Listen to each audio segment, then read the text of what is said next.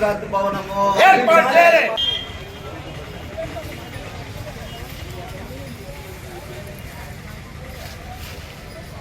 కల్పించేంత వరకు పోరాటం రైతులకు ఉచిత భోజనం అందించేంత వరకు మార్కెట్ యార్డ్ లో రైతులకు మౌలిక వసతులు కల్పించాలి, రైతులు తెచ్చిన సరుకు భద్రత కల్పించాలి, వ్యవసాయ మార్కెట్ సెక్రటరీ బయటకు వెంటనే కల్పించాలి, రైతులు తెచ్చిన సరుకు మద్దతు ధరను వెంటనే కల్పించాలి. ఒక లెక్కలో ఇన్ఛార్జ్ మీకు ఇచ్చి నాకు ఆరోగ్యం బాగలేదు కానీ ఈరోజు రాలేదు అర్థం చెప్పాలా?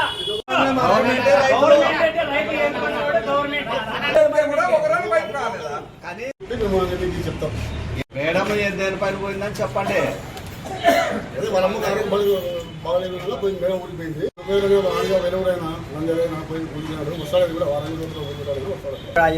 ఎమ్నూరు మార్కెట్కి ఆందోళన వేసుకొచ్చినాం సార్. మనం ఆందోళన వేసుకొచ్చాము, గిట్టుబడి ధరలు బాగుంటామని వచ్చినాం ఇటుకి.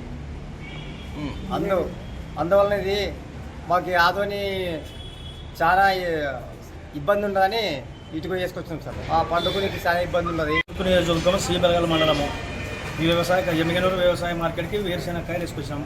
ఎకరకు వచ్చేసి 50-60 వేలు ఖర్చు అవుతుంది. అయినా ఇక్కడ ఏ వసతి లేదు. రైతుకు వచ్చేసి ఒక అన్నము లేదు, భవనం లేదు, ఒక మంచినీళ్ళ వాటర్ లేదు. అట్టే వచ్చేసి రైతుకి ఇక్కడ విశ్రాంతి భవనం లేదు. అట్టే వచ్చేసి రైతుకి ఇక్కడ భద్రత కల్పించడం లేదు అధికారులు.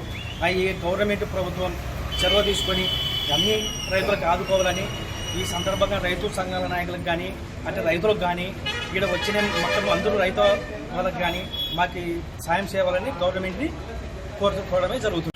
అఖిల భారత రైతు కూలి సంఘం ఆధ్వర్యంలో వ్యవసాయ మార్కెట్ కార్యాలయం ముందు ధర్నా కార్యక్రమం చేపట్టడం జరిగింది. ఎమ్మిగనూరు మార్కెట్ అంటే కర్నూలు జిల్లాలోనే 3వ ప్లేస్. ఒకటి ఫస్ట్ కర్నూలు, రెండోది ఆదోని, మూడోది ఎమ్మిగనూరు. ఈ ఎమ్మిగనూరు మార్కెట్లోన మరి దారిదాపులోన వ్యవసాయ మార్కెట్లో మౌలిక వసతుల ఏర్పాటులో పూర్తిగా అధికారులు విఫలమయ్యారని ఈ సందర్భంగా తెలియజేస్తున్నాం. మరి వ్యవసాయ మార్కెట్కి ఒక దుక్కు అనంతపురము, గుత్తి, గుంటకల్లు నుంచి ఆ ప్రాంతం నుంచి వస్తారు. అదేవిధంగా రాయచూరు ప్రాంతం నుంచి కూడా వస్తారు, తెలంగాణ ప్రాంతం నుంచి వస్తారు. ఆ ప్రాంతం నుంచి వచ్చే రైతులందరూ కూడా రాత్రే మరి సరుకు తీసుకురావడం జరుగుతుంది. ఆ సరుకు తీసుకొచ్చినాక తర్వాత వాళ్ళకి దింపడానికి మనుషులు లేకున్నప్పుడు వాళ్ళు విశ్రాంతి తీసుకోవడానికి మరి విశ్రాంతి భవనం ఏర్పాటు చేయడం అధికారులు కూడా పూర్తిగా విఫలమయ్యారని ఈ సందర్భంగా తెలియజేస్తున్నాం. అదేవిధంగా రైతులు తెచ్చిన సరుకు భద్రత లేదు. ఎందుకొరకు ఈ భద్రత లేదంటే మరి రైతులు ఎక్కడ పోసిపోతే ఆ పోసిపోయిన కుప్పల్ని అక్కడ సంచులు కూడా దొంగలు దోపిడీ చేయడం కూడా జరుగుతుంది. అదే కాదని మరి అనేక రకాలుగా రైతులు దూర ప్రాంతాల నుంచి వచ్చిన వారికి మౌలిక వసతులను ఏర్పాటు చేయడం పూర్తి స్థాయిలో విఫలమయ్యారు. మరి దూర ప్రాంతాల వారికి బయట పోయి భోజనం చేయాలంటే 100 రూపాయలు అవుతుంది.